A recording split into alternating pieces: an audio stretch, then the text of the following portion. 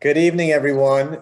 Thank you so much for joining for our panel tonight. It's so great to see all of you who have joined our Zoom and all of those who are watching our live on Facebook stream as well. I'm Shekhar Krishnan. I'm running for City Council here in Jackson Heights and Elmhurst, Queens. And every Thursday, 8 o'clock, we've had a community discussion since the fall on a different issue that's affecting our city urgently and in time of crisis right now.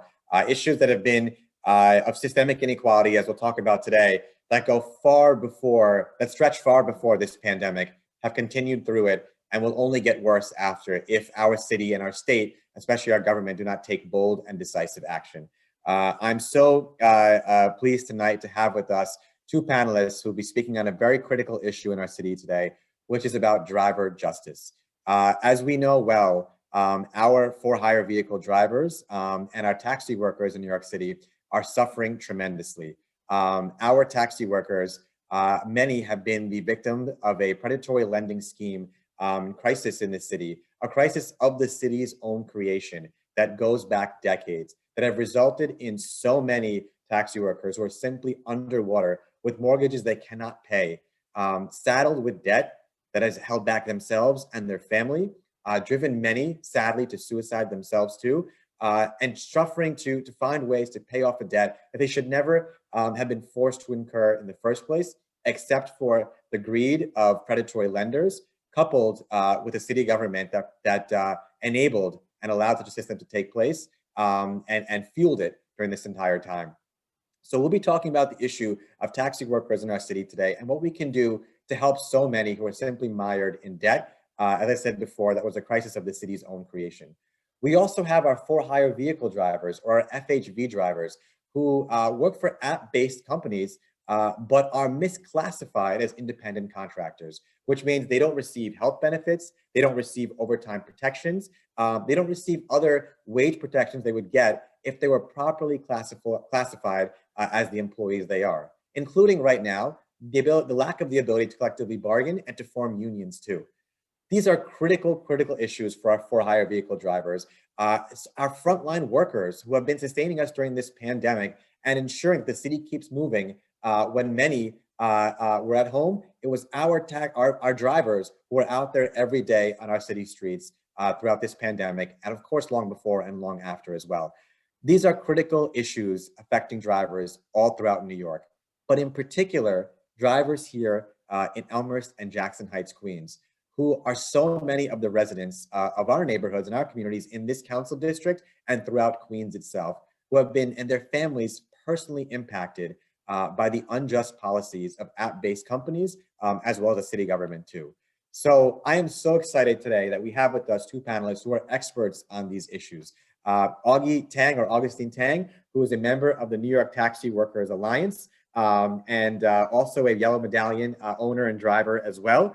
Augie is also a member and operations manager at the company, the startup Wave, and we look forward to hearing from you more about the issues affecting our taxi workers. We have with us the people's champ, as they call him, the legendary lawyer who has fought unafraid on so many different issues, Ali Najmi, who's done such great work in our city, working with FHV drivers, working with the Taxi Workers Alliance, to call attention to the injustices that so many drivers in our city face. Ali was appointed to the City Council's Medallion Task Force by public advocate Jamani Williams. And so today, I'm so grateful to you both for joining us to talk on these important issues. And so let's kick it off. We'll start with Augie. Maybe you can tell us first. Why don't you tell us a little bit about, we've kind of summarized it already, but in your own personal terms too, what exactly is the medallion crisis that our taxi workers are facing in the city today? What is that? We'll jump back and forth between you both, but let's start with that issue first. What is the crisis that we're facing, and how do we get here in the first place? Well, we have a lot of, first of all, thank you for having me. I really appreciate putting me on the platform where I could express this crisis that we've been going through. Well, it's essentially, it's fraud against these medallion owners, where predatory lending came in, and this collusion between the city, and we have the lenders as well as the city brokers that all coerce these predominantly immigrant families or members or drivers that that got them into these loans of 700, 800, 900,000. And while they were investing their lifelong savings of 100,000, 150,000, thinking that they're going to be able to get into the middle class. And for a little bit of time, it was a very, it was lucrative to drive a taxi. However, the same officials that allowed Uber and Lyft in ended up just working for Uber and Lyft. And it became this oversaturated market where nobody was making money anymore. So it was very hard during that time. And, these drivers are now, coming back to drive at a certain time, 65, 70 years old. They already lost their retirement. Now they're about to lose their jobs and the homes attached to the medallion loan. And this is the biggest crisis during this time. And I'm glad I'm able to come here and talk about it. Thank you, Augie, for giving us a sense too of the magnitude of the crisis that so many drivers face in our city. And as you said, a crisis that's been fueled for years by speculative and predatory practices by the city. Ali, let's switch to you for a moment to give us. So we have the yellow cab drivers and the medallion crisis. Now let's talk about for-hire vehicle drivers for a second. Can you give us just an introduction on? Many of us know it already, but just what are the for-hire vehicle drivers of our city? How are they different from our yellow cab drivers? And what is the main crisis when it comes to employee protections facing our FHV drivers today? Thank you, Shaker. Thanks for organizing this very important discussion. And I'm so proud to be here with Augustine Tang, who has been protesting and organizing medallion owners. I think it's 30-something straight days, more than 30 days now. Outside 32 right now. 32 days straight protest. I've joined that protest. Not straight, sorry. I just wanted sorry to interrupt, Ali. Not straight though. I mean, it's been, we've been protesting a lot longer before, but we have been doing 9-day segments. Right. For the 9 drivers that have killed themselves because of financial hardship that they were in. And your activism is great. I'm so happy to be here with you, and for Shaker for organizing this. This district 25, includes Jackson Heights and Elmhurst, which is a hotbed for drivers and for people in this industry. Many people live there, particularly from the South Asian community, Nepali community, Chinese community, are in this district. And even if you don't live in this district, you're probably passing through this district to have a cup of tea or have a bite at Kebab King, and so it's a hub for this industry. I just want to add one thing to your previous question to Augustine, and then I want to answer this question, which is that when we think about how we got into this crisis, we should recall that the city set the floor price under the Bloomberg administration when they did an auction for new medallions. They set the price at $750,000. They then marketed it with marketing materials saying it's a safe bet, it's safer than the stock market, you're investing in the city, it's the American dream. Literally, there are marketing materials produced like this. If the medallion was a publicly traded security, somebody at the TLC would be in handcuffs. SEC would have probably raided the TLC office for market manipulation. This is basically a pump and dump scheme. Yeah. So that's the context, and that's the sort of liability that I believe the city has, and the actions that they took, and which is why we are so critical of the cities at the moment. There's another segment of drivers, not yellow drivers, but FHV drivers, for hire vehicles, which is sort of the legal term for what we know as Uber and Lyft, and really everybody who's not a yellow or green. And these, I want to first start out by saying that I'm somebody who is, an advocate for drivers, and I believe Uber and Lyft and these app-based services are good services that add to consumers. Consumers actually now in New York City overwhelmingly prefer app-based rides. Before the pandemic, there was 1 million rides a day, according to TLC. 800,000 of them were app-based. Wow. And so, I just want to say that any sort of advocacy that we or Augustine or anybody here might be doing in furtherance of medallion owners is not one that's based in or rooted in anti-technology sentiments. It's not one rooted in wanting to preserve a monopoly. It's not one rooted in that fails to recognize what is consumer choices at the moment. FHV drivers and app-based Uber drivers have a unique issue, which is that yellow drivers have always historically been independent contractors, and rightfully so under the legal analysis, right? The analysis for whether somebody is an employee is based on control. Okay. Right. And this has been highly litigated. There's a lot of case law on this. But basically, the courts found that yellow medallion taxis are rightfully independent contractors because there's no control. Even if they don't own the medallion, they go and they pick it up at the garage that day, and nobody tells them where to go. Nobody tells them who to pick up. Nobody tells them when to take a lunch break or anything like that. They decide who to pick up. They decide where to go. They decide what to do. And there's really no control. Historically, the NLRB, the National Labor Relations Board, has found that limousine drivers were employees. In the late 90s, there was an action by the machinists union back when the machinists actually cared about workers. They don't care about workers anymore. They don't care about drivers. I'm going to get to that in a second. Yeah.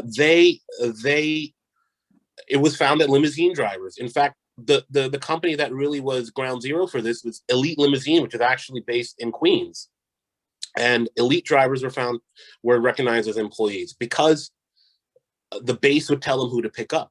The base would tell them where to go, what car to drive, sometimes how to get there. And there was found that there was more control. So it was very distinct, right? Here comes Uber and all these app-based, and they're saying, well, no, we're independent contractors. But are you really? It's very similar. It's more analogous to the base. Uber is a base. Uber dispatches jobs. The drivers are told who to pick up by the base in this, which is Uber. They're told where to go. They're controlled on the app. Uber monitors their speed. Uber will penalize them if there are something that they detect on the app that's against their rules. They can be shut down. They don't decide who to pick up, and in fact, Uber dictates the route on the app. They tell them where to go. There's so much control here. But it's a very different space because it's a gig-based technology. It's an app-based technology and you're a gig worker. So Uber's hid behind this idea that, well, this is a new technology and it's not like the base because unlike in a regular limousine job, you were told what time to show up to the base. With these apps, you theoretically log on when you want to. And they've been hiding behind this fact. The reality is most drivers drive the same time every day. Whatever that time is, whatever is better for their lives, they're pretty much doing their shift the same time. So except for this one little fact, I don't believe there is not, I don't think a good legal argument that they're not independent contract, that they're not employees. They are employees because there is a lot of control here. And so what difference does this make? If app-based drivers were found to be employees, Uber would be the largest employer in New York State. Wow. Let's think about that. Yeah. Uber would be the largest employer in New York State. How is it the largest employer in New York State cannot be unionized? Because they're independent contractors. This is what Uber's fight is. This is why Uber's pumped hundreds of millions of dollars actually into a campaign, particularly in California, to undermine the idea that these drivers are employees because they don't want to be a company that has a union. In fact, Uber and Lyft don't even want the drivers. Uber is the biggest investor in driverless technology. The driver, the human being, people who look like me, are basically an inconvenience to Uber. But the reality is they are the power behind Uber. It's the drivers that move this city and show up and take people and are out there working like crazy and working crazy hours. Uber in the beginning was also involved in leasing cars to people. Those leases were very predatory. People were paying $600-700 a week to drive an Uber car. They may have had credit issues. They may not have had a lot of cash. And so it's deeply exploitive. And one of the things that I think, not having a union does to app-based drivers is there's this gross unfairness. We have a lot to talk about in terms of the commission rate. How about due process for customer complaints? Mm-hmm. Anybody can make a complaint to Uber and they'll shut you down from the app. They'll lock you out. You're done. No, there's no recourse. one of the things that probably we would try to achieve in a collective bargaining agreement is at least a due process to deal with a customer complaint and to evaluate it. People get, I have represented many drivers in many settings. Of course, there could be legitimate complaints. Those complaints should be dealt with. Anybody who's really a harm to anybody should not be a driver. They should be removed. But passengers are sometimes unfair and unfriendly and retaliatory and have agendas that are not legitimate. And people will get basically a false complaint, and they'll be out of work for 3 months. For somebody who's a regular Uber driver to be shut out of that app for 2-3 months is devastating. I mean, that's your livelihood, right? Yeah. And so, that's one example. I think that the pay rate on how much money that they're making and the commission rate is another thing that we want to talk about. And I also believe that, look, this could be the largest union in the state, member wise, if it's done. And Uber is doing everything they can to undermine it, including starting a fake union, which is one done. They basically bought out the machinists, who then started the Independent Drivers Guild. Right. Yep. Who have taken a position that basically never deals with employee classification. They basically are a company union. They're doing Uber's bidding, and they're here to undermine actual driver organizing. They do some good things like holding health fairs and things like that, but when it comes to the meat and potatoes of driver pay, driver equity, driver organizing, like around pay especially, they're here to say that these drivers shouldn't be employees. And so Uber is even taking that route to say, well, now you don't need a union because look, there's this drivers guild and they're fighting group, I guess. Yeah, right. So shame on Uber, the machinists, and IDG for trying to undermine this effort. And I believe the future is in employee classification. The Biden administration recently has signaled that they're open to this. Actually, the National Labor Department has said that they believe that these workers should be classified as employees, and ultimately, that sort of national policy is the best way to do this. And so that's the issues we're dealing with. Well, that was actually a really helpful overview, Ali, of just the situation we're facing. So just to break it down, it seems like the test over independent contractor or employee is, going back to the law school days here, is control, right? So whether the employer has control. And so what you're saying is because these apps really dictate a driver's schedule, where they go, that this is it's like a basin, that it's like a technological equivalent of the driver, the app having control over the driver being an employee. And because once you cross that line between employee from independent contractor, not only does it enable drivers to unionize and collectively bargain, but can you also talk a bit, I guess 2 questions, and then Augustine, I want to ask you a question about the medallion crisis. 2 questions, Ali, are: one, what does this difference in classification mean for benefits like healthcare? What does it mean for paid sick leave? And then my next question is, well, I'll stop there for a second. What does this distinction mean in layman's terms for benefits of these different kinds? It means everything. Basically, once we can, just like any other union and any other labor movement in any other industry, once we have the right to collectively bargain, these are issues we can talk about. There is no paid sick leave right now. Yep. Everybody wants to take Ubers over the subway in a pandemic.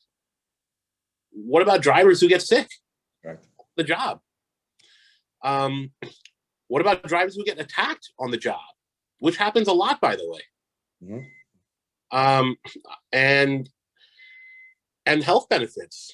I mean, why not? I would love to see a situation where a small part of the fee that is being paid for the ride goes towards a health and pension fund. It could be wind up being one of the biggest health and pension funds in the state. Mm-hmm. Mm-hmm. I mean, even 25 cents on a ride. It's 1 million rides. There were 800,000 rides a day before the pandemic. I don't know what the data is now, but from the apps. So, you just think about it that way. So, but until you have an organized group of workers demanding this, you're never going to get it. This is an example we've seen across the board, across many industries, right? Right. So it means everything. It means everything. And just to your point about the health insurance fund, that could be created like tomorrow, right? That's not dependent on, the city and state could come in right now and say, we want to make sure that there's this health, benefits fund created for drivers that they could do tomorrow if they wanted to, correct? If Uber Right. was amenable to it. Correct. And I know that's part of your platform. You have one of the Yep. most excellent platforms of on drivers issues of all the candidates, not only in this race, but in the city. And correct. I actually believe that, I'd love to see you as an ex-council member introduce a bill that basically says that there's going to be some amount of a surcharge that goes towards that fund. Right. And then that Absolutely. and people should be able to apply for benefits. Well, thank you, Ali, for saying that too. And thank you also for your good work also and advocacy that also informed our platform as well. And Ali brings up a good point, which is definitely we have a driver's justice platform. You can check it on our website, www.voteshaker.com. And there is one about taxi workers and for our vehicle drivers addressing a lot of these specific issues, which Ali was an instrumental help in developing as well. So thank you, Ali. Augustine, I want to go back to you for a second, which Ali mentioned you've been out leading these incredible protests and strikes with the workers and have really called attention, as you said before, too, to the really tragic driver suicide as well. What has the Taxi Worker Alliance put forward to solve the medallion crisis that we face? And what has City Hall's reaction to that been? Well, I just want to state that the reason why I got started in advocacy was because one of the main drivers that killed himself was actually a friend and a mentor when I first started. I inherited a medallion in 2016. My father passed away in 2015, and I had to make a decision to move back in with my grandmother, his mother, so I could take care of her for 3 years. I ended up not knowing anything about the industry. I myself just had to figure everything out just on the whim, and I met this guy named Kenny Chow, and he also bared a $700,000 loan, and it was really sad. But in the beginning, he was more hopeful than I was. I was getting a little bit, I wasn't really too worried, but I was scared that the city wouldn't do anything. But he was very hopeful that the city will eventually have to, do something, and then we just have to get the drivers back. And then through the next, I guess, 6 months to a year, I started meeting him at the taxi stand and at the airport, and he just looked progressively worse. He started driving more. It was he had personal issues as well, but unfortunately, he ended up just taking his own life. And so when I hear that, and when I first saw that, I just couldn't stand by and just not do anything. So that's how I got involved with New York Taxi Workers Alliance, who's been doing an amazing job.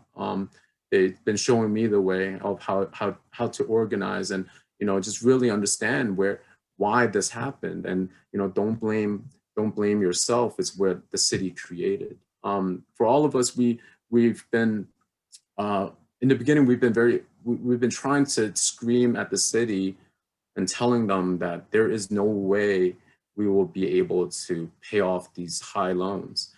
It's basically indentured servitude. When we're in this position, we would never, we could work 60 hours, 70 hours, and we'll be ending up still making very little to ourselves, and most of it is going to go towards our loans. And a lot of these drivers right now, they're like I said before, 65, 70. We have people coming on Zoom meetings that are 80 years old taking care of his sick wife, and now he has no money because the medallion itself, he can't lease it out to any garages.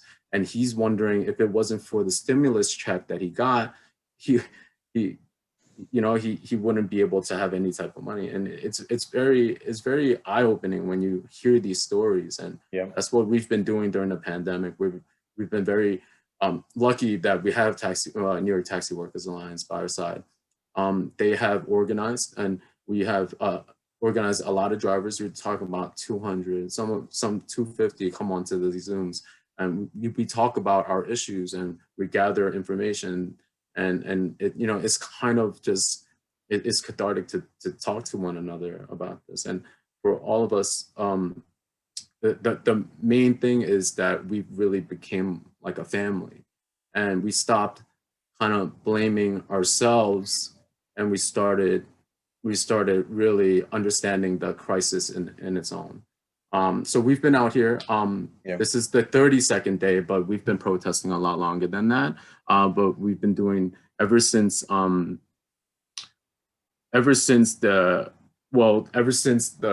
mayor came out with the plan. We've been actively coming out 9 days.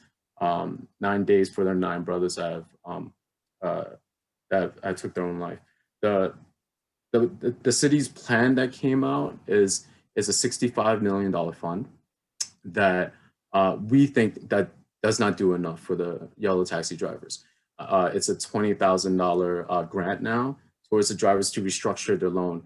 However, a lot of these lenders are still asking for $275,000, $300,000 with a 5-year balloon, and 5% interest. And even before the pandemic, I think it was a little bit difficult for us to make that to make ends meet. But now, even after the pandemic, they're still asking for that type of money. And we know that even though the city opening back up, there's no way we can predict that when all of us come out back driving, we're going to be able to afford that. We just think that this is just breadcrumbs, and it's not a real solution. And we're asking for the city to do more with that money. And we really felt like they had a chance to, but they chose not to. And this is the reason why we're out there.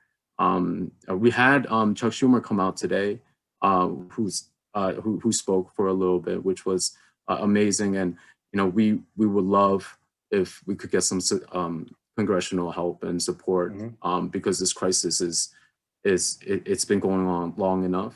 And it's not only just going on in New York City, it's nationally as well too. You have Chicago, you have Boston, you have San Francisco. A lot of these places have been really hurt by what Uber has done. And it's just been really difficult to say the least. But we can't give up. These guys, they lost their retirements, and they're about to lose their jobs and homes as well. And for me, it's different. I'm 36. I might have more opportunities, but these guys, this is all they have. Of course.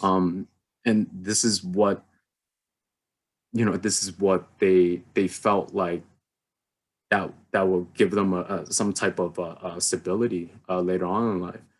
But however, they ended up just really becoming such a nightmare for them. They haven't. This is the same city that profited $850 million off of these medallion sales, from fees, and this is a workforce that has contributed over $1 billion, through with MTA fees, and now congestion surcharge, and it just seems like time after time again, these drivers, mostly predominantly immigrant, just they just turn their backs on them. And a lot of people just don't see the importance of having an iconic yellow taxi on the road, and they think that they deserve this. And look, I'm not saying that yellow taxi is not without its own faults.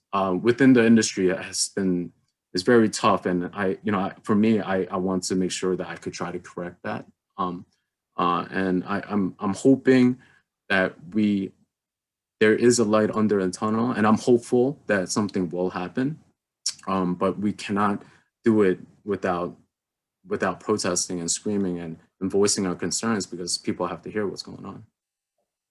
Thank you for putting it so powerfully, Augustine, in such personal terms too, of the impact of, as you said, so many families, immigrant families, Asian American families like ours, our communities, who invested their, as you said, their life savings in a medallion that, to Ali's point earlier, where the city had made all these false promises, that is like blatant securities fraud in itself, right? Of this being this most stable investment And They said it's better, it's a worry-free, I'm quoting, worry-free retirement and better than the stock market. It's sick.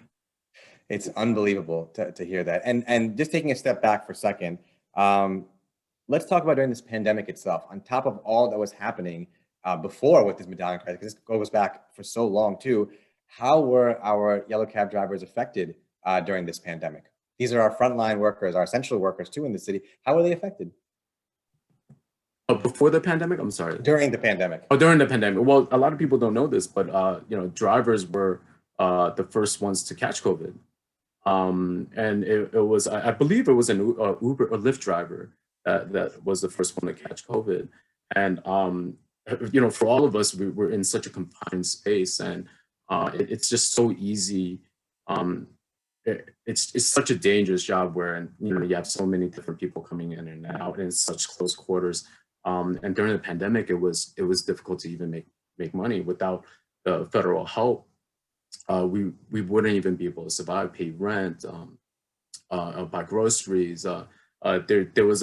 We did an analysis, and there was an 80% of drivers did not have a month worth of food to live off of. And so it's these guys are scraping by already before the pandemic, and now during the pandemic, when everything is all shut down, and their livelihoods, they don't have anything to get. And we've had stories where people were trying to see where food banks. I had drivers in my chats asking, hey, is there a closest food bank? And it just it breaks your heart when you hear stuff like this, but that's just the reality of it. And you see how all of these crises are connected, right? Like the drivers who have been victims of these schemes for decades, the same ones during COVID, like you said, who are the highest risk, who may not even have health insurance themselves, to going to overwhelmed hospitals. A big driver resident population here in Jackson Heights and Elmhurst. What's the closest hospital? Elmhurst Hospital, that was so overwhelmed as a public safety net hospital during the pandemic, who may not be able to pay their rent, who are desperate for food. I mean, all these systems of inequality all connect and were exacerbated by COVID. I see some questions coming in the chats. I want to make sure to get to them too. And one of them, we'll go back to you, Ali, for a second, because I see this is a point I wanted to ask, and I see it's one of the questions too. How do we make sure drivers have more of a voice in city policy and in state policy? And this ties to one thing that you and I have talked about too, but there is a taxi and limousine commission. What is the structure of that commission now? Is there an opportunity there to have drivers, or let me ask this first, is there driver representation on it? Is there an opportunity to have driver representation? And so how do we make sure drivers have a voice in policymaking here? Because our most impacted workers need to be the ones driving our policies on these issues. So the first thing we can do to make sure that drivers have a voice in the city is vote for Shekhar Krishnan for city council. Nice. Good plug there. The second thing to do is and I have a lot of experience with the TLC. The TLC does not care about drivers, flat out. That's my opinion. The TLC cares about banks, lenders, the big guys in the industry, and they have to say they care about public safety, and they maybe care about passengers. They don't care about drivers. And there's a 9-member commission that makes up the TLC, and by law, each borough is supposed to have somebody who's a resident of their borough on the commission. In the history of that commission, there's never been an active driver as one of the 9 members of the commission. And I would think that from the county of Queens, which boasts the highest number of drivers that live anywhere in the city, live in Queens County, according to the TLC. Any driver's issue is a Queens issue as far as I'm concerned. Absolutely. Perhaps the Queens appointment should be an active driver. At the least, one of those 9 people should be an active driver.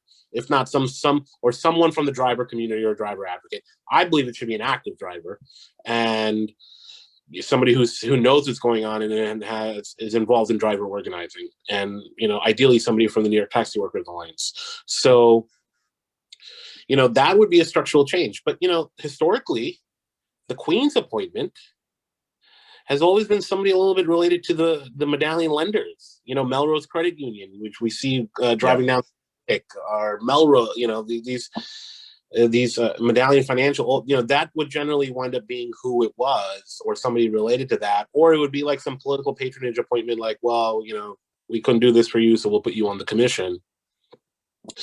But that's the first thing I think that we need.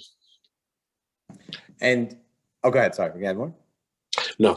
Okay, I was going to say, I think that's a really important point. And thank you for the kind words too, Ali. But I think that it's something that we can all, Augustine, Ali, all of us work together in the city council and fight for to make sure, to your point, there is finally driver representation on this commission, and from Queens to and an active driver. It's mind-blowing to think that this commission that's charged with, decreeing and dictating all these policies, but doesn't actually have anyone who's actually affected by those policies with a voice on that commission. And I think that's one of the most appalling things that we've talked about before too, but that's so important. So thank you for mentioning that point. I think that's a really important point.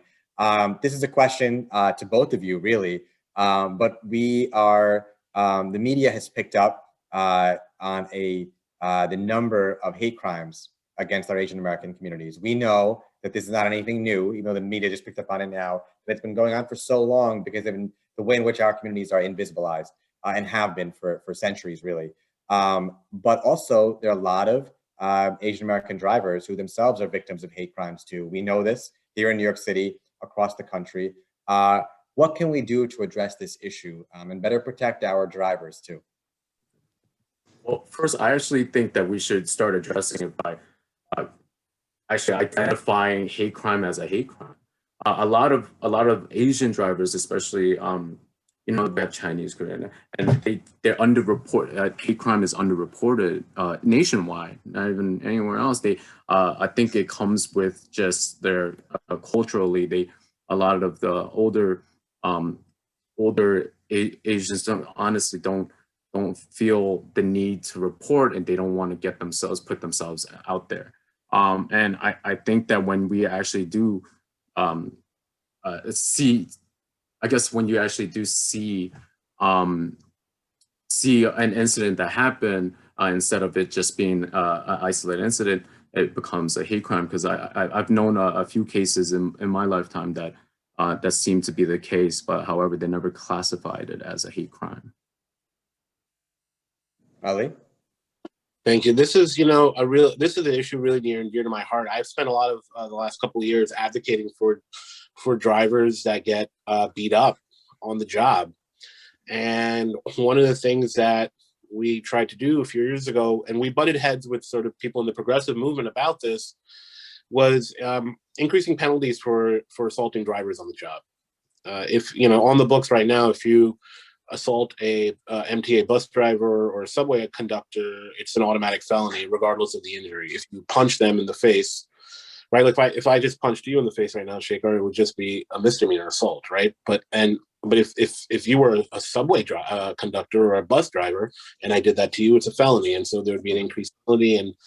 And I can understand there's disagreement on sort of whether that way to do it or not, but that is something we did try to do. It did pass the Senate a couple of years ago, but it basically died in the Assembly.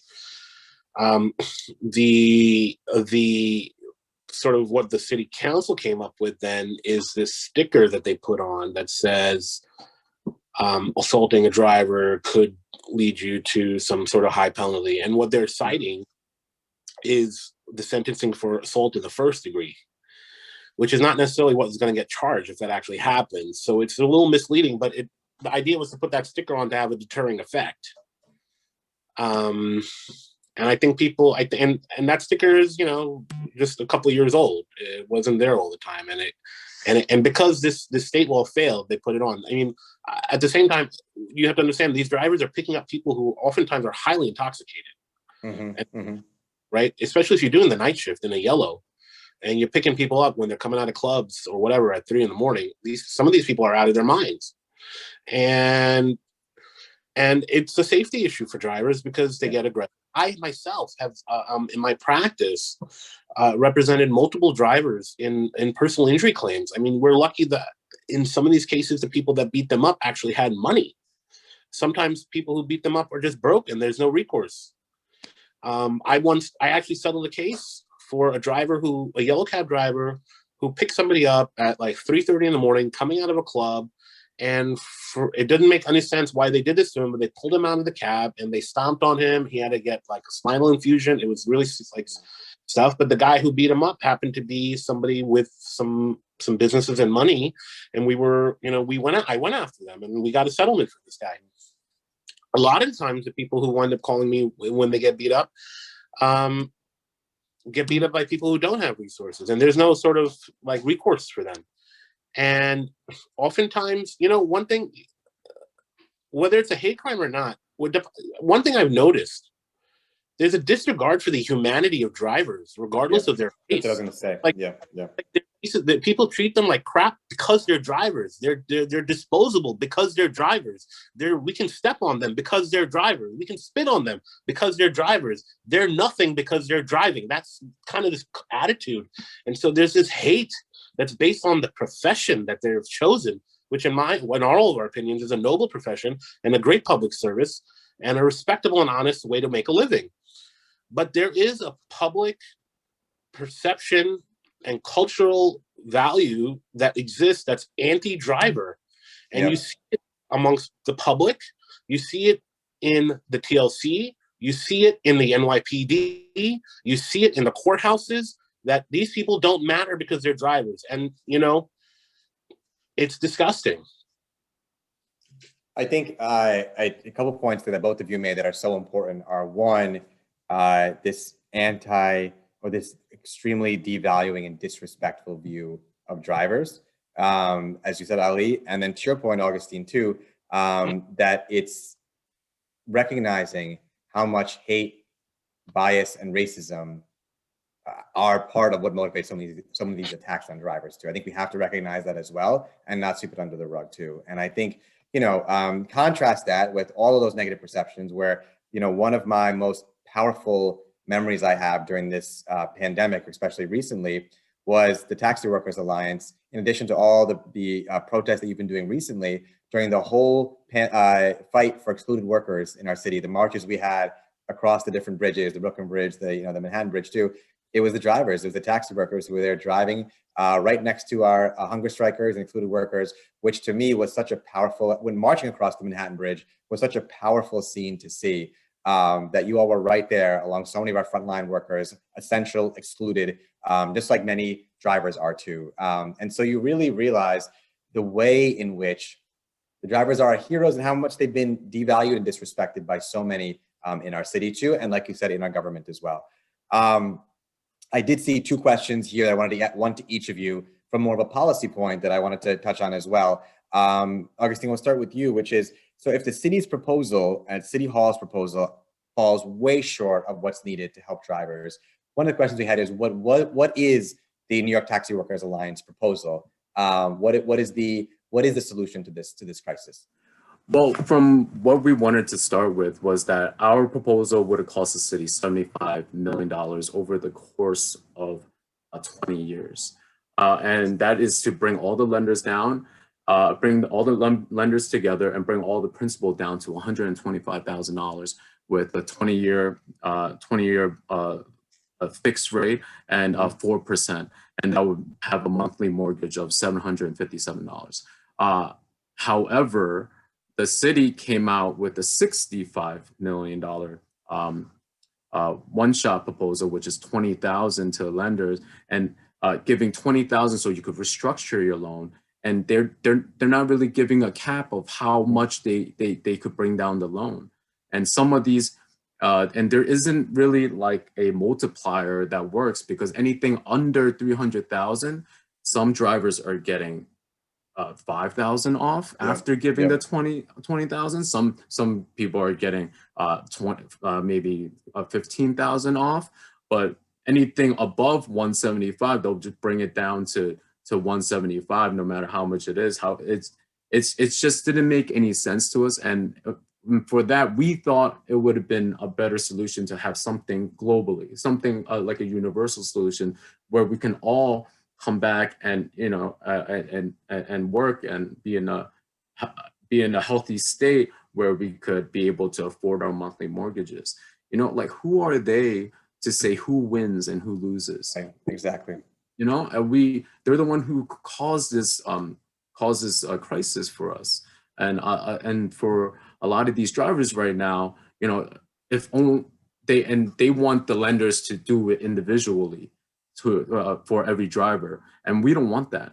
We've been talking together, and we've really been like a collective, right? Exactly. And that's the only way we can really get things to work on our side, because by single voices we're not going to get anywhere. We need to really work. And if it wasn't for us organizing right now, we wouldn't know what to do. We wouldn't be able to talk about, oh, hey, what kind of deal are you getting? What kind of deal are you getting? Because there's no power in that anyways. But right now we are really focused on, really getting together and getting a global solution for all of us.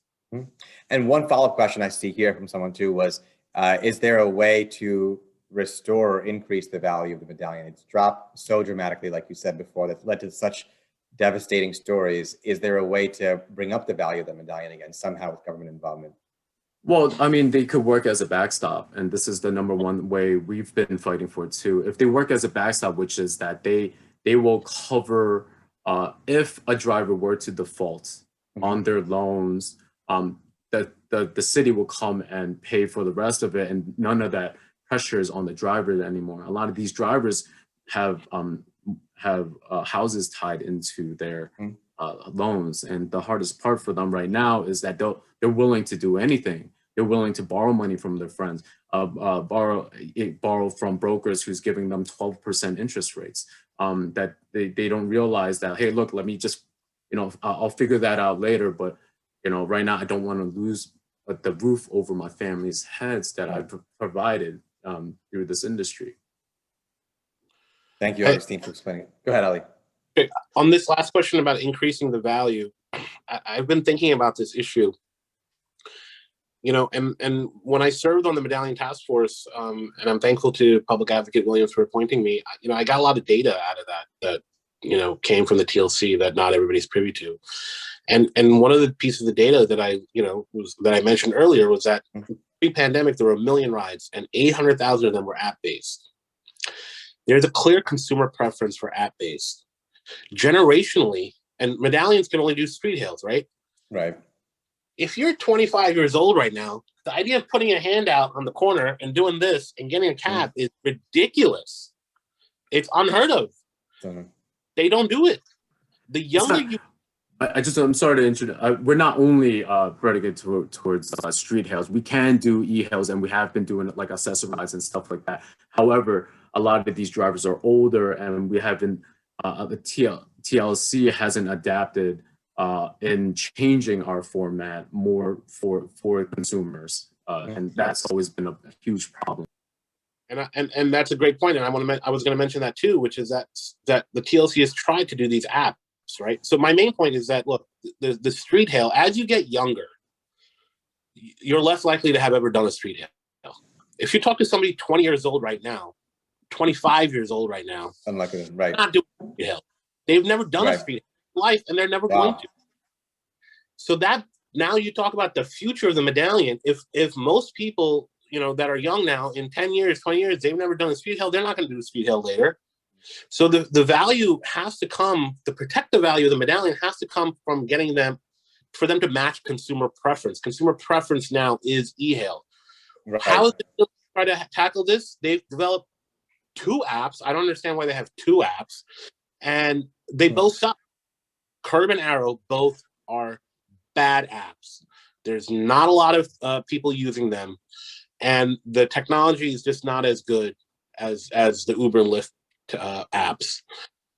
My suggestion, and this is just me talking, I'm not speaking for anybody, is that the future of the medallion can only be secured in a real way if it is put on the Uber platform, and they could be, and if people are on Uber which has the biggest market share on apps, can dispatch those cars. Now, originally, when Uber came to New York City, they did that, by the way. You could get like the first year Uber was in New York, you could do that. Then they took it off. Now we have a cap on new TLC license plates coming and new cars coming on the road, right? There's a cap, which I think we all agree on is good. And Uber doesn't like the cap. Uber wants more on the road. Guess what? I got 13,000 cars ready for Uber right now. 13,000 yellow cars. They should be dispatched on the app. And I believe that with a sophisticated city council and a mayor who's committed, there could be some incentives provided to Uber to adopt these cars and put them on the app. And they should be. If you're in anywhere and you're looking for a ride and you want to ride quickly and you go on the app, and if there's a yellow nearby, why not have the yellow pull up to wherever you are? In fact, there's a precedent for this. Sometimes when you request an Uber in the outer boroughs, a green cab shows up. I've dealt with this. Other people have do this. It has happened as well. So there are two things that need to change, I think, in order for them to actually be on the app. Number one is we have to reconsider the meter. And we have to consider dynamic pricing, the way pricing is with Uber. I mean, sometimes it's unfair, it gets too expensive, right? But how can you, if you can't compete on price most of the time because Uber's rate will be lower, but sometimes maybe yellow medallion owner drivers would be willing to go lower, but they can't because they're stuck with the meter rate. Yeah.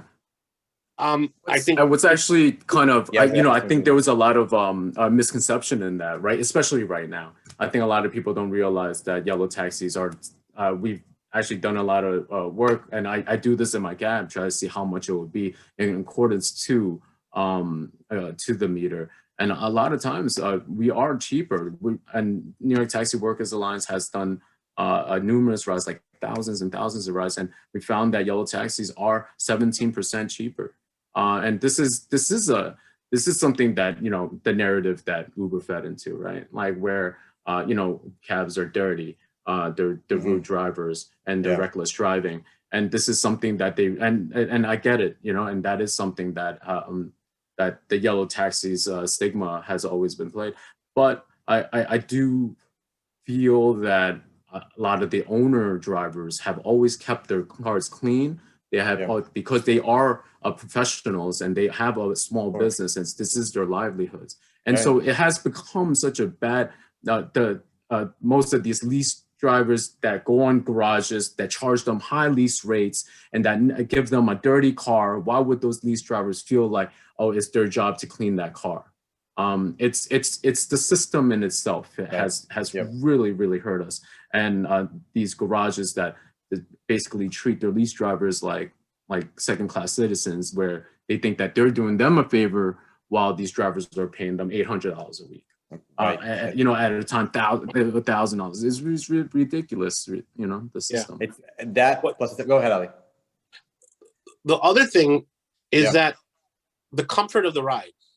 Now, the yellow has the partition, which eats up a lot of space, but the partition is important because it's for driver safety, and there's a reason that partition's there. Drivers were stabbed, while in their back, literally while they were driving. That's why we have a partition. But Ubers don't have a partition, and oftentimes when you get into an Uber, the front seat is put all the way up, so it's actually very comfortable. And so, one thing if I hear very often on the streets is that it's a more comfortable ride, and of course, it's a more comfortable ride because you have a ton of more legroom. If you can't compete on service, which in this case is the comfort of the ride, how are you going to compete at all, right? People want more legroom, or people don't like the partition. So I think we have to reimagine how the taxi is shaped, or the length of the car, or maybe we can think more creatively about the partition. Maybe look, that front seat in any yellow taxi is never used. The front passenger seat is never used. Get rid of it. Move that partition up a little more. I'm just thinking out loud here, but we have to compete on service in terms of the comfort of the ride.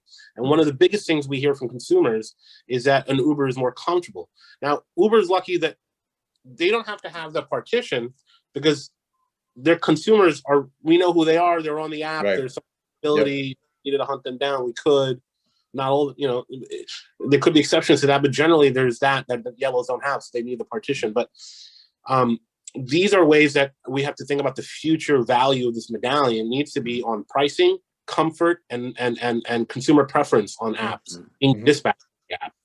Yeah. I mean, I do think that it is a balance between e-hails and street hails for yellow taxis, and it's absolutely it's the only way medallion prices shouldn't be it shouldn't be speculative, right? It should be the health of the industry in its own, like how much can these drivers actually make, and balancing street hails and e-hails and having a universal app that we can all use. It's very important. Having a platform just to tell you how much it is. Is a very important thing. Just so you could compare it to Uber and Lyft, and maybe if they're surging, then you'll wait an extra 5 minutes for a yellow taxi. There's a lot less of us, but and that's the biggest problem. We're capped at a certain amount. But I do think that obviously regulation towards Uber is very important. There's just too many cars out there. The city's not meant for this many vehicles on the street. And as we progress and get into the next administration, I think that there's going to be more permanent pedestrian walkways. There's going to be more bike lanes, and the city isn't meant for our vehicles to be saturated in this. It just brings down productivity. It slows everyone down, and I just can't imagine their platform being that you need to fit in more cars into the city. Not to mention so damaging for the environment too. But I think what's interesting is all of the ideas that you both have mentioned. I mean, these are things that need to be talked about a lot more. Like, you have a city government that is not actually thinking about these things, that is not following the work of the Taxi Workers Alliance, for example. And I'm not hearing these ideas come up in policy conversations in government that seem so disconnected in so many ways from the suffering of drivers, whether it's yellow cab drivers or for-hire vehicle drivers. So I'm glad to hear a lot of these different ideas from both of you today too. I do see the time over here. We're coming up at the on the end of the hour here. So my last question for both of you, I saw another question that come up as well, is what can everyday individuals, what can we all do to support the fight for driver justice in our city, to fight to help enact these policies? What can we all do to be involved in this fight? Just to be more educated in what these drivers are going through. I'm saying these drivers as me as well, but I feel for me, it's these older drivers who basically been driving 30 plus years and giving their blood, sweat, and tears for the city that basically sold them a franchise and disowned them, and now they can't retire. And this is the most heartbreaking part where people did, because of what has happened, 9 drivers has took their own life. They felt like that was the best scenario for them. This is the reason why I go out there on the street organizing with these guys, because if I affect one person somehow changing their mindset so they don't take their life, I think it's a win. Whether or not we win in this fight, I got to keep on doing it. I can't see another person try to face that type of reality, and it's terrible that it's going to be that way. Powerful.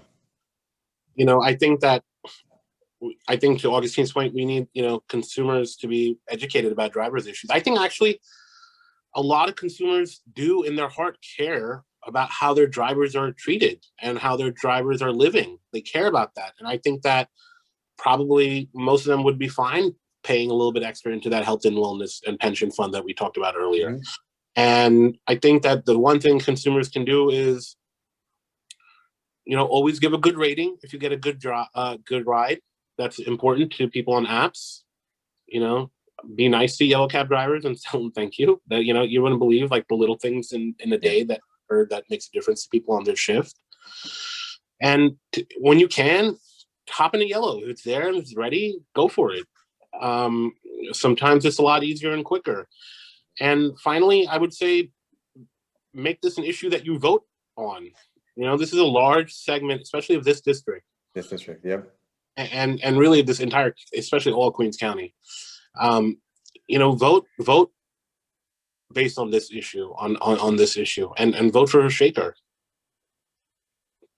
Thank you, Ali, for that last plug in there too, and thank you for raising these issues. I mean, you're absolutely right that these are things that are affecting our communities of Jackson Heights and Elmhurst in particular, in Queens in particular too.